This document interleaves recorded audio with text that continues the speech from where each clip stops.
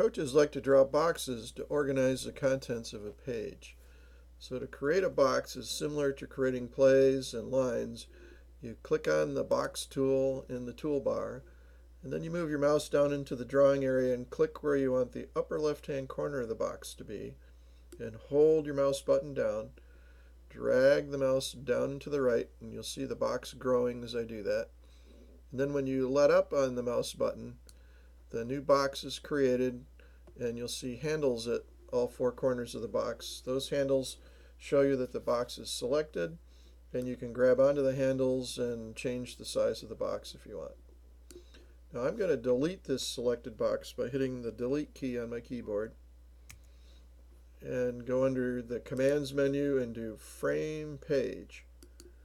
That also creates a box for me that's just inside the boundaries of the paper, and it's also selected, so I'm going to delete that with the delete key as well, because also under the commands menu is frame short page, and that does the same thing, only it leaves some space at the top for a title. And we'll delete this box, and also if you double click on the box tool, that's the shortcut for frame page. Now, boxes have attributes just like players and lines. So if we go under the Format menu, we can change the thickness of a box. We can change what color the box is. We can make the frame of the box solid or dashed. Boxes can be filled with colors. In the football version, boxes can be filled full of yard lines. For basketball, you can fill a box with half or full court basketball courts for high school, college, and pro. Back to football, we can put numbers on the field if we want. The numbers can be just zeros, or they can start at a number like 10. The hash marks can be high school, college, or pro spacing. You can add an end zone at the top or the bottom. You can create a box that's actually player notes, and you can also divide a box into rows and or columns. So there's a shortcut for doing the attributes. If you right-click on the frame of a box, a menu pops up that lets you set the box's attributes. If you're using a trackpad, you can hold down the control key on your keyboard and just do a regular click on the box, and that also presents that menu. So let's divide this box into 2 rows and also 2 columns. And then if we click on the play tool, we can add a set of players here, add another set here, add another set here, and a 4th set down here.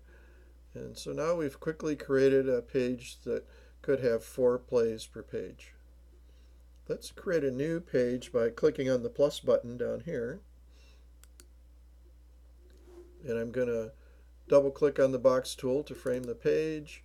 And then let's put some yard lines in that box. And we'll add an end zone on the top.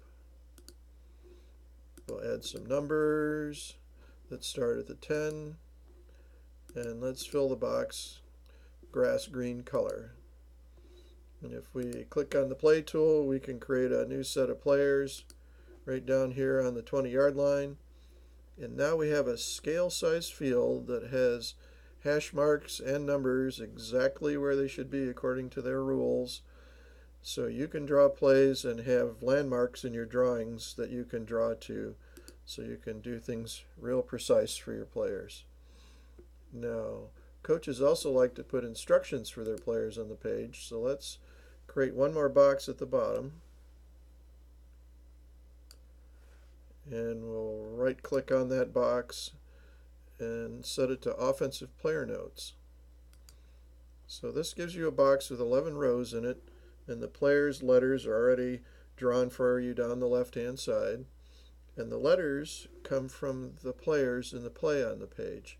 So if I double click on the quarterback and change his letters from QB to Q and click on done, you'll see the letter in the player notes changed.